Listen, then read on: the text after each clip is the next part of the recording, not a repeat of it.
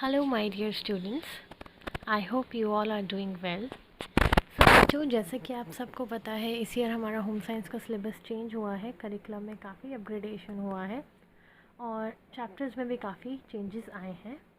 काफ़ी बच्चों में कन्फ्यूजन है इन चैप्टर्स को लेके, ठीक है। तो इसलिए मैं यहाँ पे स्टार्ट करने जा रही हूँ अपने चैनल पे एलिमेंट्री गुरु पे home science class 12th and 11th के सारे चैप्टर्स हम डिस्कस करेंगे, रिकैपिचुलेट करेंगे एंड अगर आपको कोई कन्फ्यूजन होगी तो हम उसको उस पर भी इंटरेक्ट करेंगे। सबसे पहले जो मैं चैप्टर स्टार्ट कर रही हूँ that is chapter number 8 of 12th class, guidance and counselling. ठीक है, ये जो दो टर्म्स हैं बच्चों, गाइडेंस एंड काउंसलिंग, ये अपने अंदर ही बहुत वास्ट टर्म्स हैं। गाइडेंस अगर हम देखा जाए तो उसका एक अलग टॉपिक है बहुत बड़ा, और ऐसे ही काउंसलिंग जो है एक अपने अंदर बहुत बड़ी फील्ड है। इन दोनों के बारे में हम आगे चैप्टर में बात करेंगे, ठीक है। अभी हम स्टार्ट करते हैं चैप्टर। सबसे पहले हम बात करेंगे significance of guidance and counselling की। Every human being comes across challenges and stress that must be faced. बच्चों, दुनिया में जितने भी लोग हैं, जितने भी इंसान हैं, सब अलग अलग तरह की सिचुएशंस फेस करते हैं। सबकी लाइफ एक दूसरे से बिल्कुल अलग है। इसलिए हमारे जो चैलेंजेस हैं वो भी डिफरेंट होते हैं और जो हमारा स्ट्रेस है वो भी डिफरेंट होता है। कभी कभी हमें लगता है कि हमारी लाइफ में जो प्रॉब्लम्स हैं हम उन्हें अकेले हैंडल नहीं कर पा रहे हैं, तो उसके लिए हमें किसी असिस्टेंस या सपोर्ट की ज़रूरत होती है। लकीली अगर हम इंडिया की बात करें तो इंडिया में हमारी जॉइंट फैमिली सिस्टम जो है, एक्सटेंडेड फैमिली सिस्टम है, उसमें क्या होता है कि ये जो सपोर्ट और असिस्टेंस होता है ये हमारे बड़ों के द्वारा, हमारे एल्डर्स के द्वारा हमें रेडिली और इजीली अवेलेबल होता है, ठीक है। और साथ ही साथ हमारे पास एक इमोशनल और मॉरल सपोर्ट भी होता है हमारे टीचर्स के थ्रू, हमारे फ्रेंड्स के थ्रू, या फिर जो हमारे रिलीजियस मेंटोर्स होते हैं, स्पिरिचुअल मेंटोर्स होते हैं, उनके थ्रू। लेकिन अगर प्रेजेंट सिनेरियो की बात करें, आजकल की बात करें, तो क्या हो गया है कि लाइफ इतनी तेज़ी से बढ़ रही है, फैमिलीज़ का फ्रेगमेंटेशन हो गया है, न्यूक्लियर फैमिलीज़ में लोग रहने लगे हैं, तो ये सपोर्ट सिस्टम कहीं ना कहीं ख़त्म हो गया है। उसी की वजह से इसकी काफ़ी ज़्यादा नीड सोसाइटी में इसकी नीड इवॉल्व हुई है, और इसीलिए ये जो गाइडेंस एंड काउंसलिंग का जो एरिया है ये एक प्रोफेशनल एरिया में डेवलप हो गया है और एक प्रोफेशन के रूप में उभर के आया है। बच्चों, आपने ये एक्सपीरियंस किया होगा अपनी लाइफ में कि जब भी आपकी लाइफ में कभी कोई प्रॉब्लम आई होगी और आपने उसको एक ऐसे पर्सन के साथ डिस्कस किया होगा जिस पे आप ट्रस्ट करते हो, तो आपको बेटर फील हुआ होगा। और जिस इंसान के साथ, जिस पर्सन के साथ आपने शेयर किया होगा, उसने आपको कुछ टिप्स भी सजेस्ट किए होंगे कि कैसे आप अपनी प्रॉब्लम को सॉल्व कर सकते हो। क्योंकि कई बार क्या होता है, जो हमारा लिसनर होता है, जो हमारी बात सुन रहा है, वो हमें गाइड कर सकता है हमारी प्रॉब्लम को एक अलग पर्सपेक्टिव से देख के, और हमें हेल्प कर सकता है सॉल्यूशन ढूंढने के लिए। In this manner, sharing once trouble with a trusted person can help the individual feel more capable of facing a situation. और इससे क्या होता है कि जब हम किसी से डिस्कस करते हैं और वो हमें सॉल्यूशन के लिए कुछ टिप्स देता है, कुछ समझाता है कि हम इस प्रॉब्लम को कैसे हैंडल करें, तो हमें थोड़ा सा कॉन्फिडेंस आ जाता है कि हाँ, हम इस प्रॉब्लम को सॉल्व कर सकते हैं, ठीक है। इससे क्या होता है कि हमें अपनी प्रॉब्लम को देखने के अलग अलग पर्सपेक्टिव मिल जाते हैं, अलग अलग नज़रिए मिल जाते हैं। बच्चों, आपने कई बार देखा होगा, जो आपके आसपास के लोग हैं उनसे सुना भी होगा कि अलग अलग लोग अलग अलग तरह की चैलेंजिंग सिचुएशंस फेस करते हैं। जैसे कि कई बार क्या होता है, कोई फ्रेंड होता है जो अपसेट होता है क्योंकि एग्ज़ामिनेशन में वो अच्छा परफॉर्म नहीं कर पा रहा है, उसके मार्क्स अच्छे नहीं आ रहे हैं। या फिर कोई यूथ होता है जो इसलिए डिस्टर्ब होता है क्योंकि उसके पेरेंट्स में रोज़ लड़ाई झगड़े होते हैं, ठीक है। कुछ दोस्त इसलिए परेशान हैं क्योंकि फ़ाइनेंशियल प्रॉब्लम्स हैं, कुछ अपने दोस्तों से ही परेशान हैं। कुछ बच्चे इसलिए परेशान होते हैं कि उन्हें पता ही नहीं होता कि आगे फर्दर स्टडीज़ में उन्हें क्या चॉइसेस हैं उनके पास और कहाँ उन्हें आगे बढ़ना चाहिए। There are so many situations, और हर किसी के साथ अलग अलग सिचुएशन होती है, सबकी चैलेंजिंग सिचुएशंस डिफरेंट होती हैं, ठीक है। ऐसे में क्या होता है, जो प्रोफेशनल गाइडेंस है ये हमें हेल्प कर सकती है। बहुत सारे तरीके होते हैं जिससे कि एक पर्सन जो चैलेंजिंग सिचुएशन में फंसा हुआ है उसे हेल्प मिलती है कि कैसे वो इस चैलेंजिंग सिचुएशन से निकल सकता है। जब उसे कोई रास्ता नहीं दिख रहा होता तब ये guidance and counselling professional way में उसे हेल्प करती है। अब हम ये कुछ एग्जांपल्स देखते हैं। Sandeep has appeared for the medical entrance examination for the last 2 years. He feels that if he doesn't become a doctor, life isn't worth living. He has an artistic bent of mind, can paint very well, and is very creative. He could do well in a field which involves creative and artistic aesthetic activity, but in the medical exams he faced repeated failure, experiences lack of confidence and a feeling of inferiority. बच्चों यहाँ पे संदीप का example लिया हुआ है। संदीप 2 साल से try कर रहा है मेडिकल एंट्रेंस एग्ज़ाम क्लियर करने का, बट वो नहीं कर पा रहा है। उसे लगता है कि अगर वो डॉक्टर नहीं बना तो उसकी लाइफ में कुछ भी जीने लायक नहीं होगा। जो संदीप है वो बहुत, उसका माइंड जो है बहुत क्रिएटिव है और आर्टिस्टिक बैंड ऑफ माइंड है उसका, बहुत अच्छा पेंट करता है, और अगर वो एक आर्टिस्टिक फील्ड में जाए, आर्ट से रिलेटेड फील्ड में जाएगा तो वहाँ बहुत अच्छा कर पाएगा। बट मेडिकल एग्ज़ाम में उसे सिर्फ फेलियर ही मिल रहा है, तो इसकी वजह से एक तो उसका कॉन्फिडेंस लो होता जा रहा है और वो इन्फीरियॉरिटी की फीलिंग फेस कर रहा है। सेकेंड है राधा का example. Radha is a resident of a village.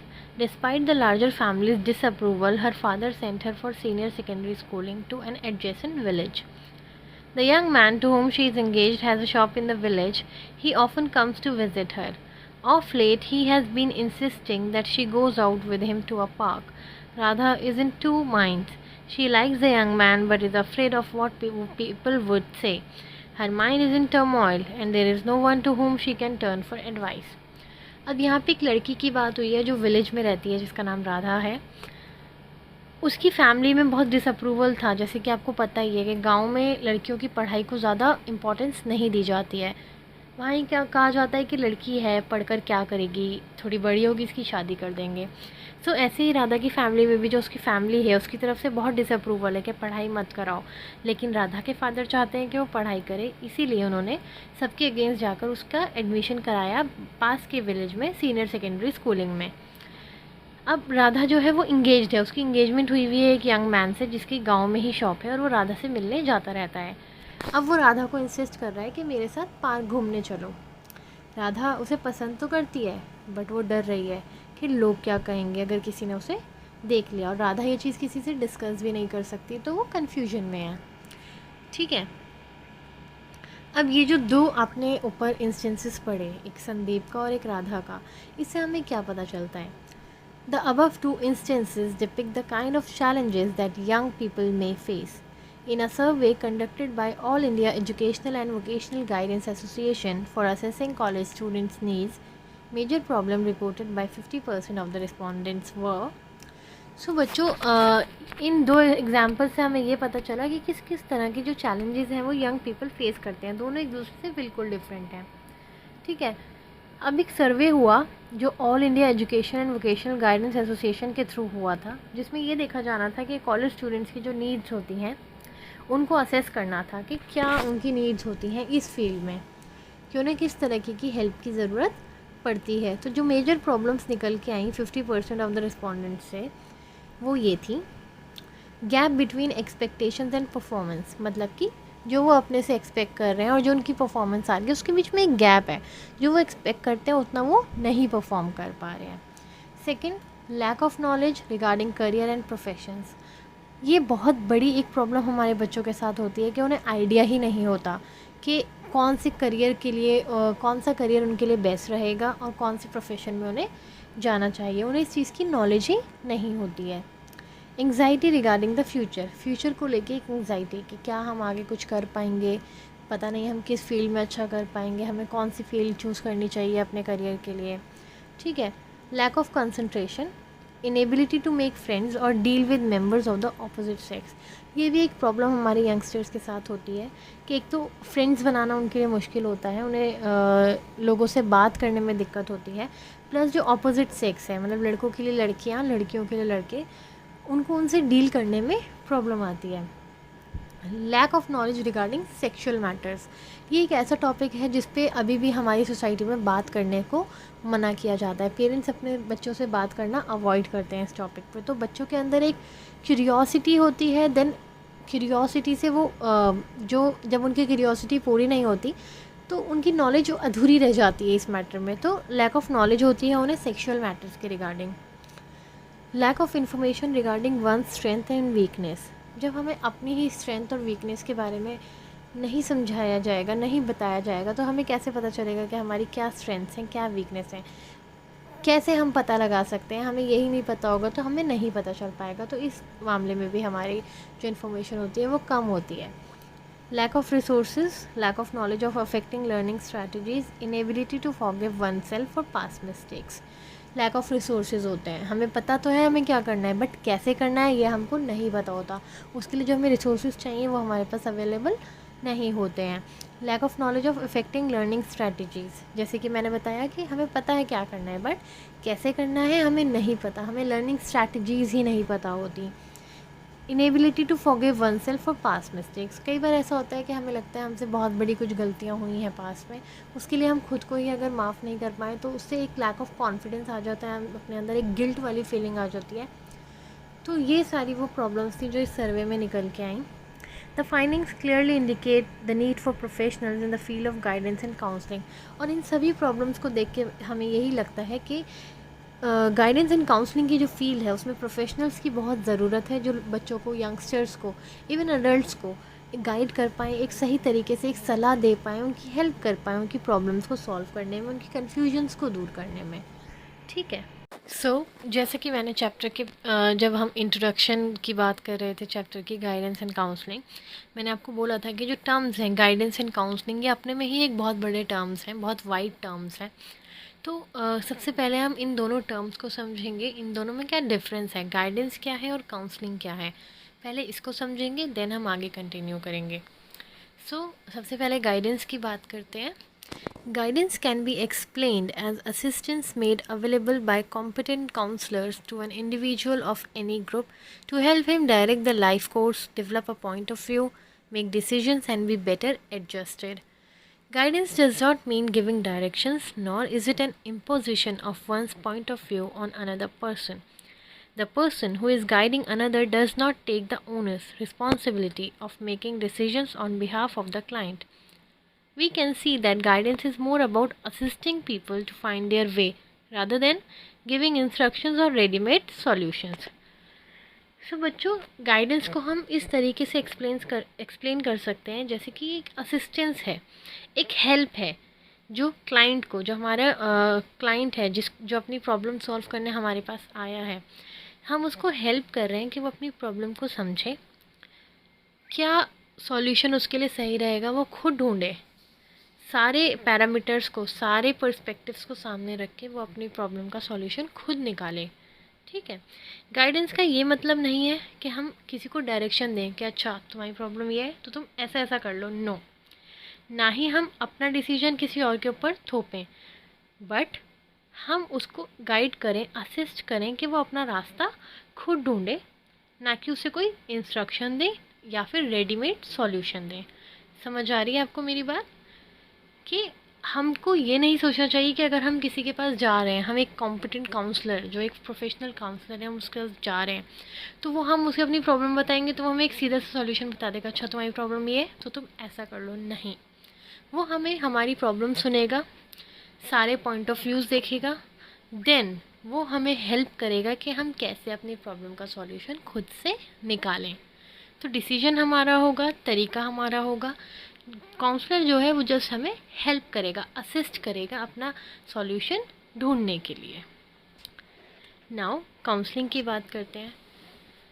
Counselling is an interactive learning process in which the counsellor helps the counselees to understand the cause of difficulties and guide them to sort out issue and reach decision.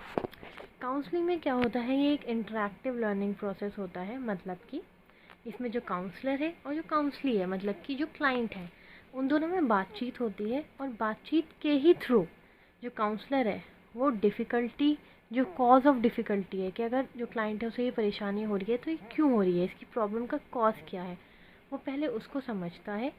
Then जो अपना client है उसे guide करता है कि कैसे वो इस इशू को सॉर्ट आउट कर सकता है एंड कैसे वो इसके डिसीजन पे पहुंच सकता है। The approach in counselling is holistic, addressing social, cultural, economic and emotional issues.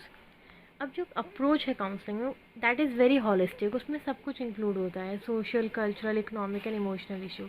हर किसी को एक ही तरीके से डील नहीं किया जा सकता क्योंकि हर इंसान एक दूसरे से डिफरेंट होता है। People reach out only in times of change or crisis. हाँ, काउंसलिंग जो है वो हम लाइफ के किसी भी पॉइंट पे ले सकते हैं, बट ज़्यादातर ये प्रॉब्लम तब काउंसलिंग तब ली जाती है जब कोई हमारी लाइफ में या तो बहुत बड़ा चेंज आ रहा होता है या कोई बहुत बड़ी प्रॉब्लम होती है, कोई क्राइसिस होता है। The qualified professional counsellor speaks with the counsellor in a way to help that person solve a problem और helps to create conditions that will cause the person to understand and improve life circumstances.